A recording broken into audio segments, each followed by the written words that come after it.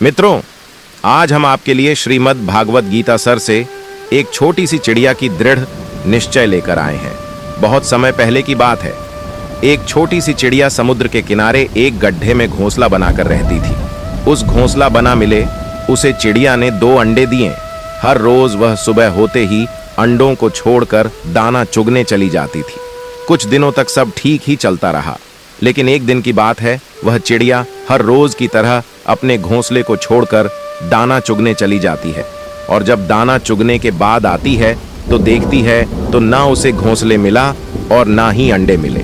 वह छोटी चिड़िया उदास हो गई और सोच में पड़ गई। वह इधर उधर देखने लगी। उसने समुद्र से पूछा, समुद्र जी, क्या आपने मेरे अंडे देखे हो? समुद्र ने हंसकर कहा, मैं छोटी मोटी चीजों पर ध्यान नहीं देता, और जोर जोर से हंसने लगा। चिड़िया सब कुछ समझ गई। चिड़िया ने कहा कि हे समुद्र, तुम्हारे जल के प्रवाह से मेरे अंडे तुम्हारे जल के अंदर चले गए हैं। तुम अपने जल को समेट लो तो मैं अपने अंडों को निकल लूं। समुद्र ने कहा, ऐसा नहीं हो सकता। चिड़िया ने कहा कि अगर तुमने मेरे अंडों को वापस नहीं किया तो मैं तुम्हारा जल सूखा दूंगी। समुद्र है सुनकर कहने लगा। समुद्र ने कहा, तुम नन्ही सी चिड़िया हो और मैं विशाल हूं। तुम अनेक जन्म लेकर मुझे नहीं सुखा सकती। समुद्री जोर जोर से हंसने लगा। चिड़िया ने जो निश्चय किया और वह छोटी चिड़िया समुद्र में जाती और अपने छोटे से चोंच में समुद्र का पानी भारती और समुद्र से दूर ले जाकर पानी को गिरती। ऐसा 4-5 दिन तक चलता रहा, जिससे वह कमजोर पड़ गई। कुछ पक्षी उसे चिड़िया को यह कार्य करते देख रहे थे। वह सभी पक्षी चिड़िया के पास आए और यह कार्य करने का कारण पूछा। चिड़िया ने सारी बातें उन पक्षियों को बताई। पक्षियों ने चिड़िया को बहुत समझाया कि वो ऐसा हठ ना करें, लेकिन चिड़िया का दृढ़ निश्चय था। चिड़िया ने कहा कि आप लोगों को अगर मेरी मदद करनी है तो ठीक है, नहीं तो मुझे अपना कार्य करने दो। चिड़िया की बात सुनकर पक्षियों के झुंड में से एक वृत्त पक्षी ने कहा कि समस्या बहुत गंभीर है। हम सबको पक्षियों के राजा गरुड़ देव के पास जाना उचित होगा। गरुड़ देव ही हमारी मदद कर सकते हैं। सभी पक्षी गरुड़ देव जी के पास पहुंचे और उन्हें सारा वृतांत सुनाया। गरुड़ देव ने कहा कि हमें भगवान विष्णु के पास जाना होगा। भगवान विष्णु के आज्ञा को समुद्र नकार नहीं सकता। गरुड़ देव भगवान श्री हरि विष्णु के पास गए और भगवान से कहा, हे हरि विष्णु ही, भगवान एक पृथ्वी में नन्ही चिड़िया है जिसके अंडे समुद्र के लहर के कारण समुद्र के जल में समाहित हो गए हैं। उस छोटी सी चिड़िया ने दृढ़ निश्चय किया है कि वो अपने अंडों को प्राप्त करने के लिए समुद्र के जल को सूखा देगी, जो कदापि संभावना है। हे भगवान, यह आप भी जानते हैं कि एक माँ के अंदर अपने बच्चों के प्रति अनंत ममता और महत्व होता है। हे परमपिता परमात्मा, आप तो तीनों लोकों के स्वामी हैं। आपके आज्ञा का पालन समुद्र अवश्य करेगा। भगवान विष्णु ने जब यह सारी बात गरुड़ देव से सुने तो वह चिड़िया की जुड़ने जैसे बहुत प्रसन्न हुए और समुद्र के पास जाकर भगवान विष्णु ने समुद्र को आदेश दिया और कहा, ही समुद्र, तुम्हारे जल में एक मेरा आराध्या चिड़िया के अंडे समाहित हो गए हैं, जिसके कारण एक माँ को ठेस पहुंची है। मैं तुम्हें आदेश देता हूं कि तुम अपने जल को समेट लो, जिससे इस चिड़िया के अंडे उसको मिल सके। समुद्र ने भगवान विष्णु को प्रणाम किया और उनकी आज्ञा मिलते ही अपने जल को समेट लिया, जिससे चिड़िया के अंडे उसे वापस मिल गए और एक माँ की ममता और उसके दृढ़ निश्चय की जीत हुई। मित्रों, इस कथा से हमें यह शिक्षा मिलती है कि कोई भी कार्य छोटा या बड़ा नहीं होता। यदि दृढ़ निश्चय कर लें तो कोई भी कार्य ईश्वर की मदद से पूर्ण हो जाता। प्रिय दर्शकों, अब आइए जानते हैं ज्ञानवर्धक दूसरा कहानी जो बहुत ही प्रेरणादायक है। नमस्कार प्रिय दर्शकों, एक बार फिर आपका स्वागत है आपके अपने चैनल सत्य ज्ञान गंगा में। कौवा ने बताया कि जो स्त्री अपने मायके से यह 4 चीजें लेकर ससुराल जाती है, उसके ससुराल में हमेशा लड़ाई झगड़ा लगा रहता है, वह कभी सुखी नहीं रहती। दर्शकों, कहानी शुरू करने से पहले अगर आप हमारे चैनल सत्य ज्ञान गंगा पर पहली बार आए हैं तो सत्य ज्ञान गंगा चैनल को सब्सक्राइब करें, बेल आइकन ऑन करें, अच्छे कमेंट किया करें ताकि हर आने वाले वीडियो का नोटिफिकेशन सबसे पहले आपको मिले और प्रिय दर्शकों, आप उसका फायदा उठा सकें। तो शुरू करते हैं दर्शकों आज की यह प्यारी सी कहानी, यह प्यारा सा वीडियो। प्रिय दर्शकों, कुछ समय पहले की बात है। किसी नगर में एक साहूकार जी रहा करते थे। वह साहूकार बड़े ही धनवान थे उनके घर में किसी चीज की कोई कमी नहीं थी। वह जो चाहते थे उन्हें मिल जाया करता था। उनका व्यापार पूरे नगर में प्रसिद्ध था। सभी लोग साहूकार जी की बड़ी इज्जत करते थे। साहूकार की एक पत्नी और उनकी एक पुत्री थी। प्रिय दर्शकों, साहूकार जी की जो पुत्री थी वह बड़ी ही चंचल स्वभाव की थी। वह अपने पिता से बड़ा प्रेम करती थी और प्रिय दर्शकों, साहूकार जी भी अपनी पुत्री से बहुत अधिक प्रेम किया करते थे। जिस प्रकार एक पिता अपने बच्चों से प्रेम करता है, अपनी पुत्र को लाड़ करता है, उसी प्रकार वह साहूकार जी भी अपनी पुत्री से प्रेम करते थे। प्रिय दर्शकों, साहूकार जी की जो पुत्री थी वह बड़े ही जिद्दी स्वभाव की थी। अक्सर वह अपने पिताजी से नई नई वस्तुओं की मांग किया करती थी और वह साहूकार अपनी पुत्री की हर मांग को पूरा किया करता था। वह पुत्री जो भी मांगती साहूकार जी उसे लाकर दिया करते थे, क्योंकि प्रिय दर्शकों, साहूकार जी अपनी पुत्री की किसी भी इच्छा को मना नहीं करते थे। वह चाहते थे कि मेरी पुत्री हमेशा खुश रहे और जो वह चाहती है उसे मिले। दर्शकों, अब वह पुत्री बड़ी जिद्दी हो चुकी थी। वह जो चाहती वह पहनती, जहां जाना चाहती जिद करके चली जाती, जो खाना चाहती वह खाती। मतलब वह अपने माता पिता की बिल्कुल भी नहीं सुनती। उसकी माँ जो कहती वह नहीं मानती। उसके पिता जिस चीज के लिए रोकते वह उसे ही करती। इस बात से अब वह साहूकार और उसकी पत्नी बड़े दुखी हो चुके थे, बड़े परेशान हो चुके थे, क्योंकि उनकी बेटी अब उनकी कोई बात नहीं मानती थी। प्रिय दर्शकों, इस बात से साहूकार जी बड़ी टेंशन में रहते थे, बड़े चिंतित रहते थे। साहूकार जी के घर के बाहर एक आंगन था जिसमें एक बरगद का वृक्ष लगा हुआ था। उस वृक्ष पर एक कौवा कई समय से रहा करता था। प्रिय दर्शकों, एक दिन की बात है, साहूकार जी चिंता में डूबे हुए अपने आंगन में बैठे थे। तभी वह कौवा साहूकार जी से कहता है कि आपको क्या चिंता है, आप इतने उदास क्यों हैं? साहूकार बताता है कि कौवा, मेरी पुत्री बहुत जिद्दी हो चुकी है, वह मेरी कोई बात नहीं मानती है और जो वह करना चाहती है वह करके रहती है। तब कौवा कहता है कि साहूकार जी, लगता है आपने अपनी पुत्री को अधिक प्रेम करके बिगाड़ लिया है। आज मैं आपको एक कहानी सुनाता हूँ, तब आपको पता चलेगा कि जो स्त्री जिद्दी हो जाती है और जो माता पिता अपने बच्चों की हर इच्छा को पूरा करते हैं, उनकी औलाद को आगे चलकर क्या दो उठाने पड़ते हैं। प्रिय दर्शकों, अब कौवा अपनी कहानी प्रारंभ करता है।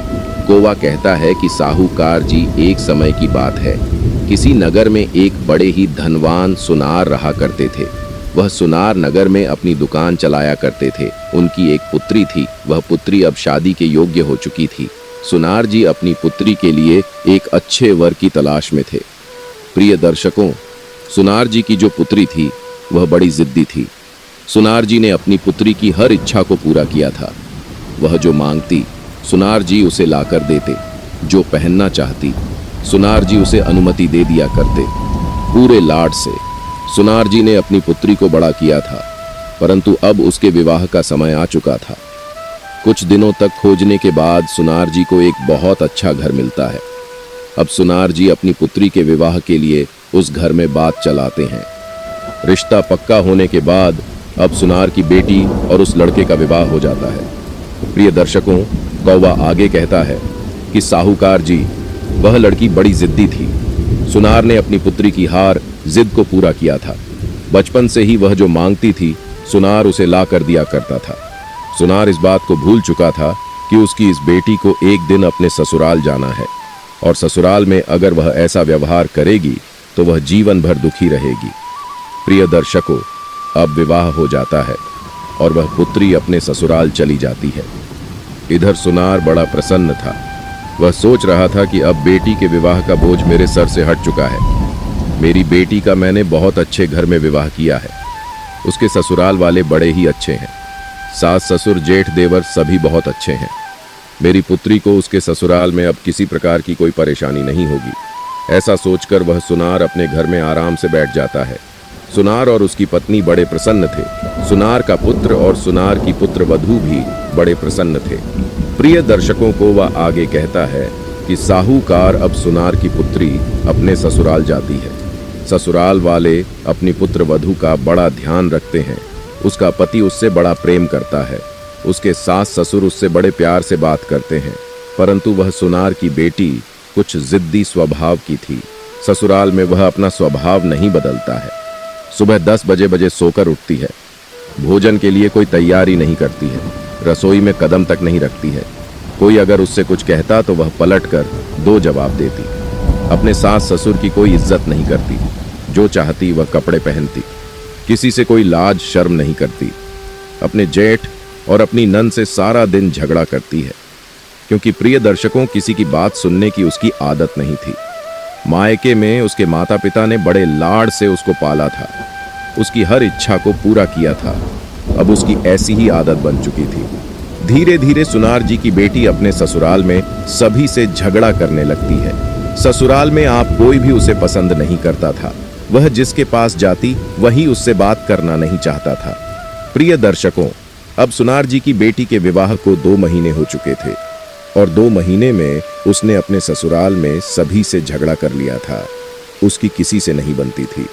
अब सभी से परेशान होकर वह अपने पिता को फोन करती है और अपने पिताजी को फोन करके वह कहती है कि पिताजी, मुझे तुरंत लेने के लिए मेरे ससुराल आ जाओ, मैं यहाँ और नहीं रह सकती। रोते हुए वह इतनी बात अपने पिता से कहती है। अब प्रिय दर्शकों, उसके पिता पूछते हैं कि बेटी क्या हो गया, क्या तुम्हें अपने ससुराल में कोई तकलीफ है, क्या दामाद जी से तुम्हारा झगड़ा हुआ है? परंतु प्रिय दर्शकों, सुनार जी की बेटी कुछ भी नहीं कहती है और फोन रख देती है। अब इधर सुनार जी बड़े चिंतित हो जाते हैं। वह अपनी पत्नी से कहते हैं कि हमारी बेटी का फोन आया था और उसने हमें लेने बुलाया है।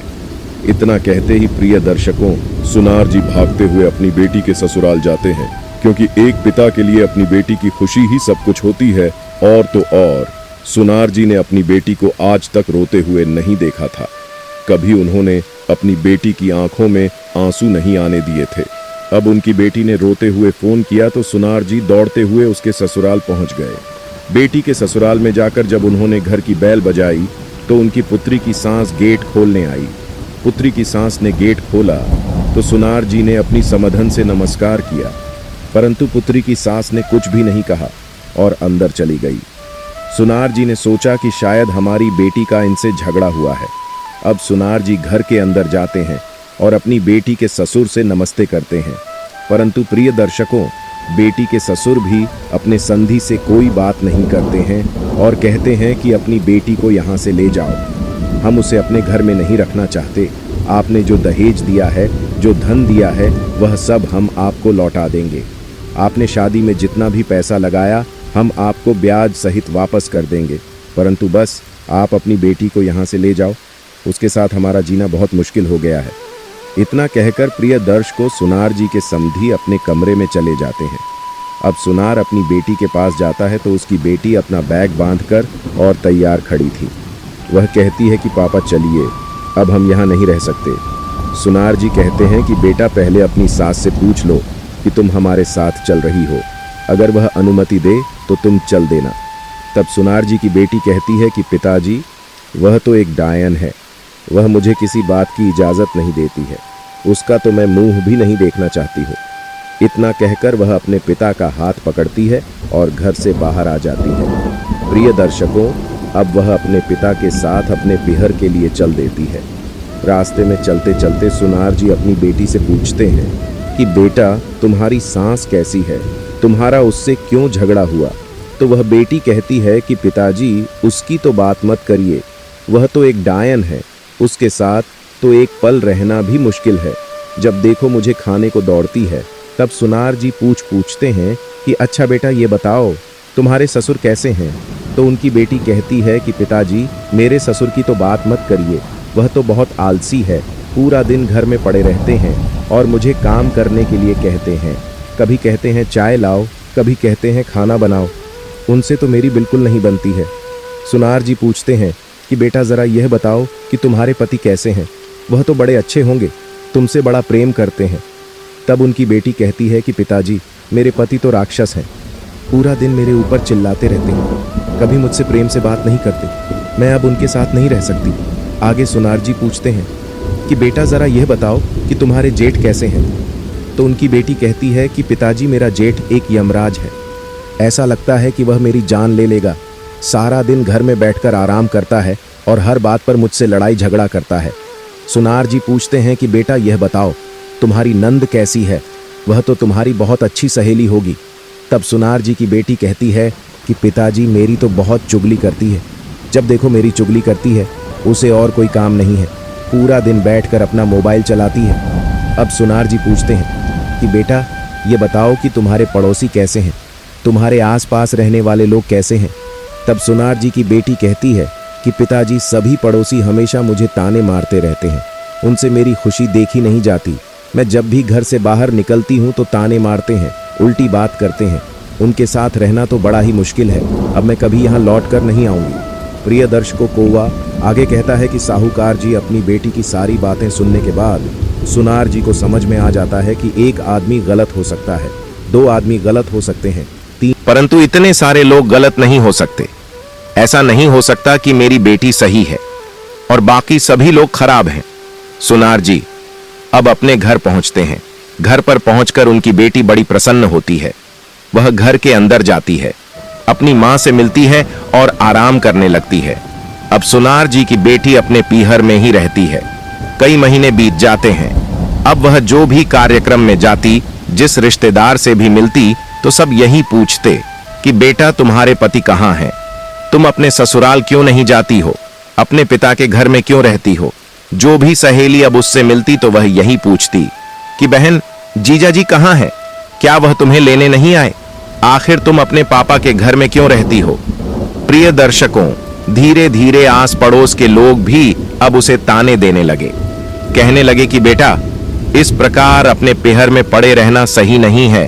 तुम्हें अपने ससुराल जाकर अपने पति की सेवा करनी चाहिए, अपने सास ससुर का ध्यान रखना चाहिए। ऐसी बातें सुनकर सुनार जी की बेटी बड़ी दुखी थी। वह आराम से अपने पिता के घर में रहना चाहती थी, क्योंकि वहां उसे कोई काम नहीं करना पड़ता। सारा दिन बैठकर टीवी देखती, मोबाइल देखती और अपनी सहेलियों के साथ घूमने जाती। अपने पीहर में उसे किसी प्रकार की कोई रोक टोक नहीं थी, परंतु अब लोगों के ताने और आसपास के लोगों की बातें सुनकर उसका स्वभाव चिड़चिड़ा होने लगा। वह सोचने लगी कि अब तो मैं अपने पिता के घर में भी नहीं रह सकती, यहां पर भी मुझे कोई सुख से नहीं रहने देता। क्योंकि प्रिय दर्शकों, अब उसकी जो भाभी थी वह भी मुंह बनाने लगी थी, क्योंकि एक दो दिन तो सब पसंद करते हैं। अगर नंद आकर एक दो दिन रहती है, कुछ हफ्ते रहती है, तो भाभियों को अच्छा लगता है। परंतु महीनों महीनों तक अगर नंद पड़ी रहे, पहर में ही आराम करती रहे, तो कोई भी भाभी मुंह बनाने लगती है। अब उसकी भाभी भी कहने लगी कि तुम काम करो, भोजन पकाओ और घर की सफाई करो।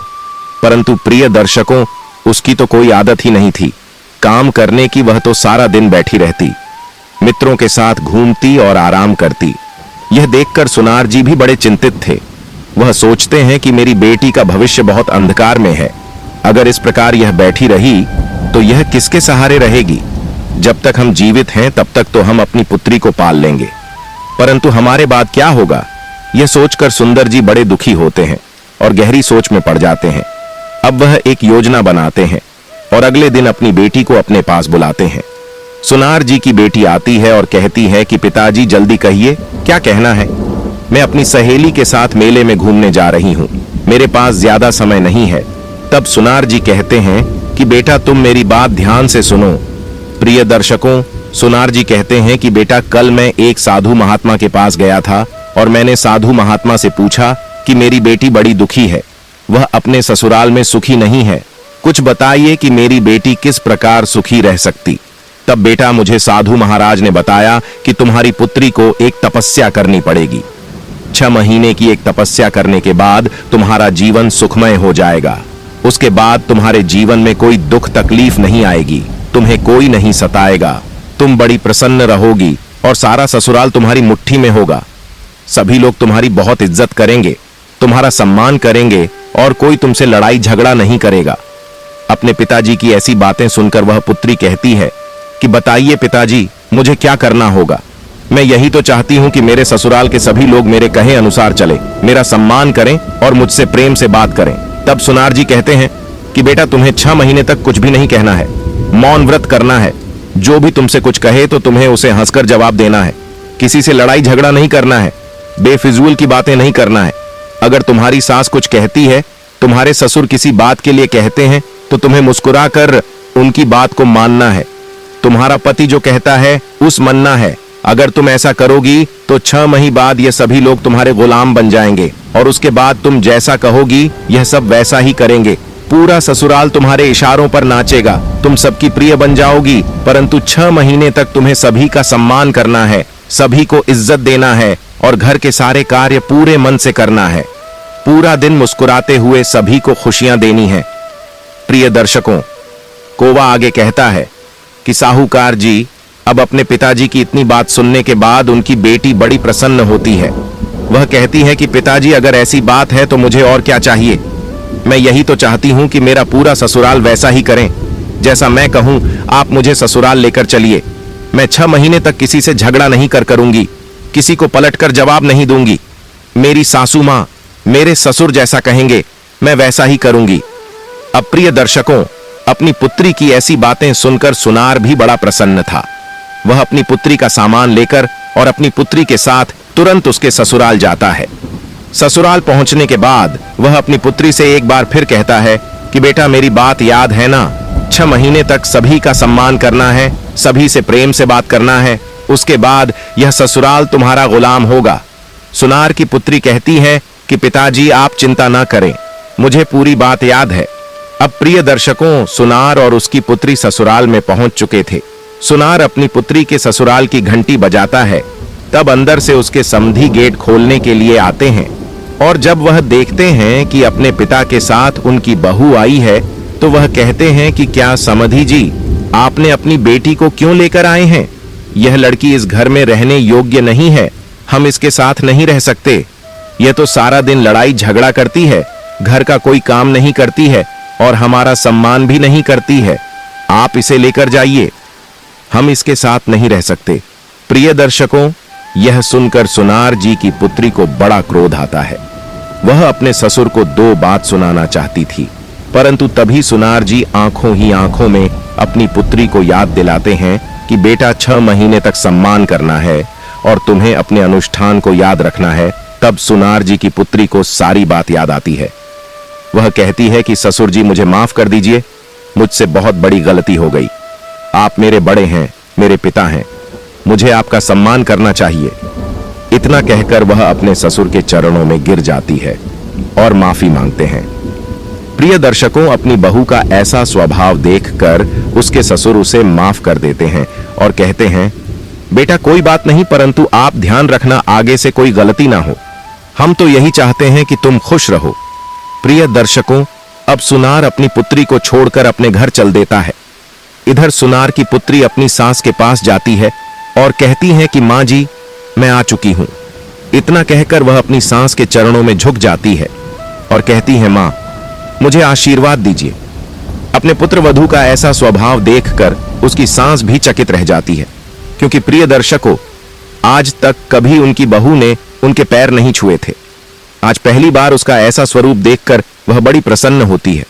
वह कहती है कि बेटा खुश रहो, आई हो तो सबके साथ प्रेम से रहना, सभी का सम्मान करना। दर्शकों, अब अगले ही दिन से सुनार जी की बेटी अपने ससुराल का सारा काम करती है।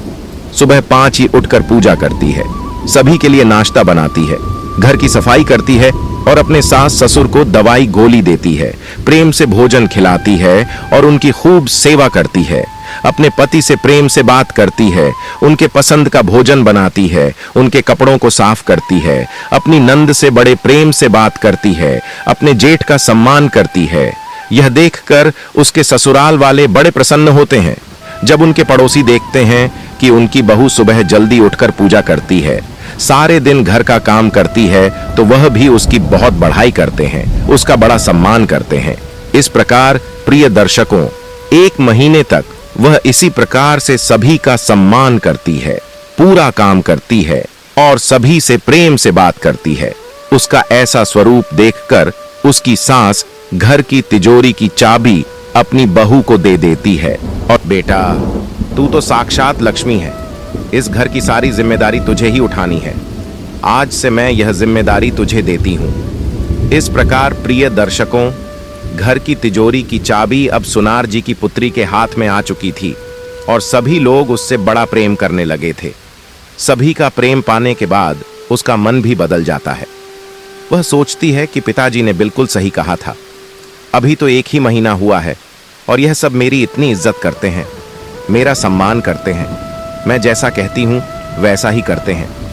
सब कुछ कितना आसान था, परंतु मैं मूर्ख थी जो मैंने सभी से झगड़ा किया। प्रिय दर्शकों, अब सुनार जी की पुत्री 6 महीने के बारे में भूल जाती है। उसका तो स्वभाव ही ऐसा हो चुका था। वह पूरा जीवन इसी प्रकार बिताना चाहती थी, सभी का सम्मान करते हुए, अपने पति से प्रेम करते हुए, सास ससुर की इज्जत करते हुए। अब कुछ दिनों बाद सावन का महीना आता है और सावन के महीने में उसका भाई उसे लेने आ जाता है। सुनार जी कहते हैं कि बेटा जाओ अपनी बहन को लेकर आओ, रक्षाबंधन आने वाला है। अब प्रिय दर्श को जब वह भाई अपनी बहन के घर पहुंचता है तो उसका बड़ा स्वागत होता है। सभी लोग उसके सम्मान के लिए खड़े थे। उसे नाश्ता कराया जाता है, खाना खिलाया जाता है। यह देखकर वह बड़ा प्रसन्न होता है, सोचता है कि मेरी बहन की तो ससुराल में बहुत इज्जत है। अब वह अपनी बहन की सास से कहता है कि माँ जी, मैं अपनी बहन को लेकर जाना चाहता हूँ, रक्षाबंधन का त्योहार है। तब सुनार जी की बेटी भी अपनी सास से अनुमति लेती है कि माँ क्या मैं अपने भाई के साथ जा सकती हूँ। तब उसकी सास कहती है कि बेटा तुम बिल्कुल जा सकती हो, परंतु जल्दी आ जाना, अब तुम्हारे बिना इस घर में मन नहीं लगेगा। तुम इस घर की लक्ष्मी हो, अगर तुम चली जाओगी तो यह घर बहुत सुना हो जाएगा। हम सब तुम्हारे बिना नहीं रह सकते, तुम जल्दी यहाँ आ जाना।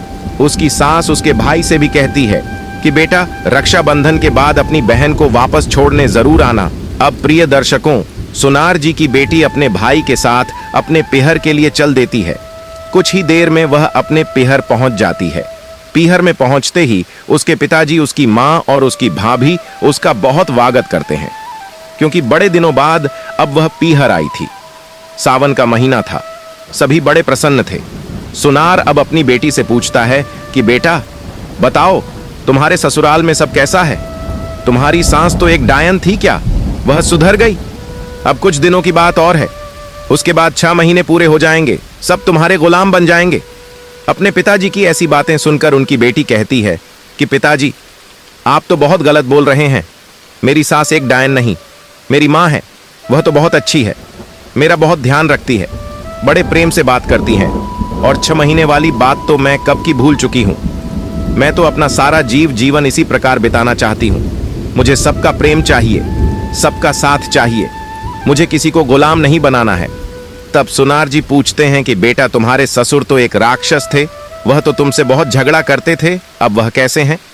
तब सुनार जी की बेटी कहती है कि पिताजी वह तो बिल्कुल आपके जैसे हैं, वह तो मुझे आपसे भी ज्यादा प्रेम करते हैं, मेरा बहुत ध्यान रखते हैं और मेरी बहुत तारीफ भी करते हैं। सुनार पूछता है कि बेटा तुम्हारा पति तो बहुत बुरा था, वह तो तुमसे प्रेम से बात नहीं करता था, क्या वह सही है? तो सुनार जी की बेटी कहती है कि पिताजी मेरे पति तो बहुत अच्छे हैं, मुझे बहुत प्रेम करते हैं, मेरा सम्मान करते हैं और मेरा ध्यान भी रखते हैं। अब मुझे किसी से कोई समस्या नहीं है। मेरे पड़ोसी, मेरी नंद, मेरा देवर और मेरे जेठ सब अच्छे हैं। मैं इस बात को भूल गई थी कि कमी मुझ में है, परंतु अब मुझे समझ में आ चुका है कि अच्छे स्वभाव वाले इंसान के साथ सभी अच्छा स्वभाव करते हैं। मैंने अपनी गलती को सुधार लिया है, अब मुझे किसी से कोई शिकायत नहीं है। प्रिय दर्शकों, सावन के बाद अब सुनार जी की बेटी अपने ससुराल लौट जाती है। ससुराल में सभी लोग उसकी प्रतीक्षा कर रहे थे। अब वह आगे का जीवन बड़े सुख से सबके प्रेम के साथ बिताती